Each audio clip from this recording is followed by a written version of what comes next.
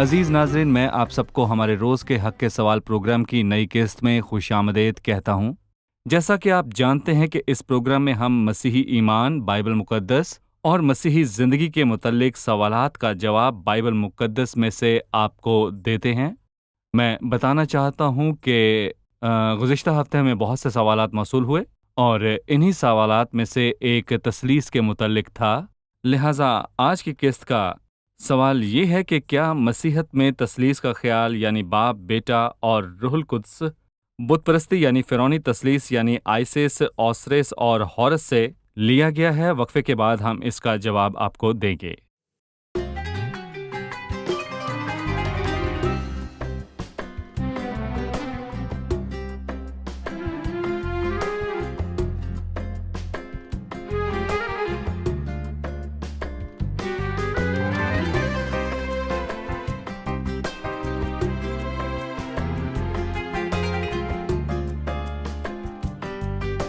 کیا یہ سچ ہے کہ مسیحیوں نے باپ، بیٹا اور روح القدس کا خیال فرعونی تثلیث سے لیا جو آئسس، اوسرس اور ہورس ہیں؟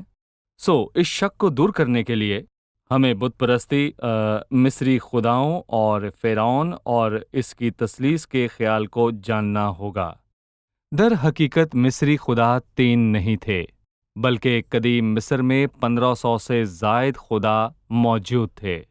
ناظرین، کلام مقدس بتاتا ہے کہ بت پرستی پانی کے طوفان کے بعد شروع ہوئی۔ ہم جانتے ہیں کہ یہ طوفان تخلیق کے 1656 سال بعد آیا۔ ان 1656 سالوں میں سب ایک ہی خدا کو جانتے تھے۔ ابتدا سے جب خدا نے آدم کو خلق کیا، وہ ایک ہی خدا کو جانتے تھے۔ یہ بت پرستی اور کئی خدا، یہ سب پانی کے طوفان کے بعد ہی رائج ہوا۔ ہم مصری دیوتاؤں کو دیکھتے ہیں، فرعون کے خدا، تاکہ جان سکے کہ کیا واقعی مسیحی تثلیث کا خیال اس میں سے نکلا۔ فرعون کے خداؤں میں سے آئسس، اوسرس اور ہورس ہیں۔ فرعون کے جیسے میں نے پہلے بھی کہا 1500 سے زائد دیوتا تھے، لیکن ان میں سے سب سے زیادہ جو مشہور ہے یعنی فرعونی 9 گروہ ہیں۔ ناظرین، میں بتانا چاہوں گا کہ یہ 9 دیوتاؤں کا ایک گروہ تھا۔ اس میں سب سے زیادہ مشہور اتوم تھا، جس نے شو اور تفنوت کو جنم دیا۔ جب تفنوت اور شو کی شادی ہوئی تو نوت یعنی آسمان کی دیوی اور جب یعنی زمین کا دیوتا پیدا ہوا۔ جب نوت اور جب کی شادی ہوئی تو آئسس اور اوسرس اور نفتیس اور ست پیدا ہوئے۔ جب آئسس اور اوسرس کی شادی ہوئی تو ہورس پیدا ہوا۔ یہ فرعونی 9 گروہ ہے۔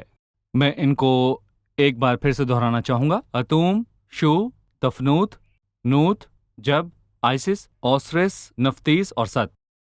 عزیز ناظرین، یہ 9 گروہ کا بیان ہے اور ان کے درمیان ہی تثلیث ہے، جس کی پہلے بات کی۔ یہاں واضح ہے کہ فرعونی دیوتا یعنی قدیم مصر کے دیوتا یہ آپس میں بیاہ کرنے کا نتیجہ تھا۔ میں یہاں انسان کے ذہن میں بنائے ہوئے دیوتاؤں کا ذکر کر رہا ہوں، کیونکہ یہ حقیقی خدا نہیں، لیکن اساطیر میں انسانوں نے ان کو دیوتا بنا دیا۔ پھر ایک دیوتا سے دوسرا دیوتا پیدا ہوا۔ اتوم نے شو اور تفنوت کو جنم دیا۔ شو اور تفنوت کے بیاہ سے نوت اور جب پیدا ہوئے۔ جب اور نوت، آئسس، اوسرس اور پھر ان سے ہورس پیدا ہوا۔ ناظرین، یہ واضح ہے کہ مصری دیوتا ان کے دیوتاؤں کے درمیان شادی کا نتیجہ تھے۔ اب آئیں دیکھیں کہ خدا اور اس کی تثلیث میں ایسی کیا مماثلت ہے، تو بہت فرق موجود ہیں۔ میں ان کو چند نہیں کہتا، بس باپ، بیٹا اور روح القدس یہ خدا ہے۔ ان خداؤں اور ہمارے خدا میں بہت فرق ہے، یعنی باپ، بیٹا اور روح القدس۔ کیونکہ عزیزو، بائبل مقدس بتاتی ہے کہ باپ اور بیٹا اور روح القدس ابدی ہیں، یعنی بیٹا باپ سے بڑھ کر نہیں، نہ باپ روح سے، پر جیسے مسیح نے فرمایا، جس وقت سے کہ وہ تھا میں وہیں تھا، اور اب خدا نے اور اس کی روح نے مجھ کو بھیجا ہے۔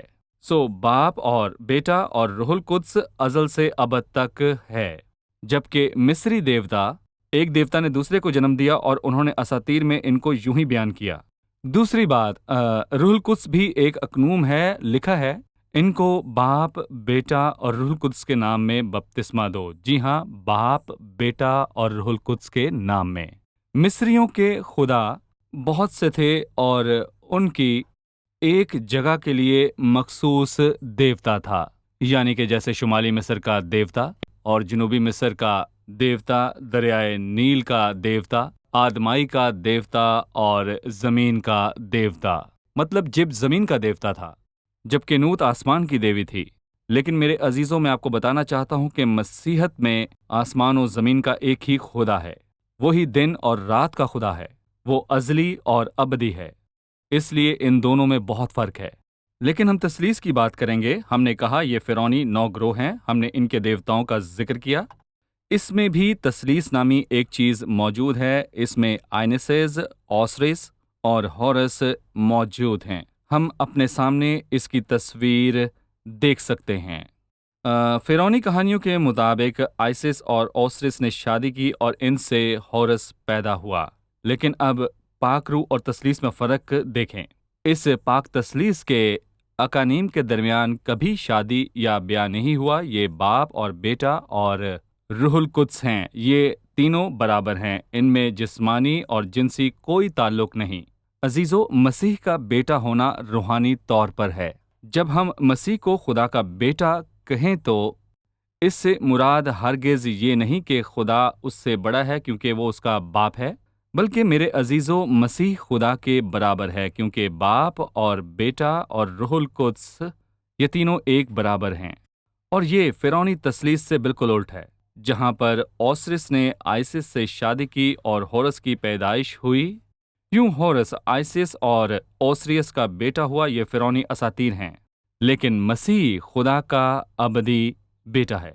مصریوں کے تو بہت سے دیوتا تھے، ان میں سے ہر ایک سے پہلے ایک دیوتا موجود تھا، وہ ایک مخصوص جگہ کے لیے بھی تھے۔ مصری دیوتاؤں میں سے ایک دیوتا دوسرے دیوتا پر حاوی ہو سکتا ہے۔ مصری دیوتا کی مخصوص جگہ ہوتی تھی جہاں وہ کام کرتے تھے، ورنہ الگ جگہ کا الگ دیوتا ہے۔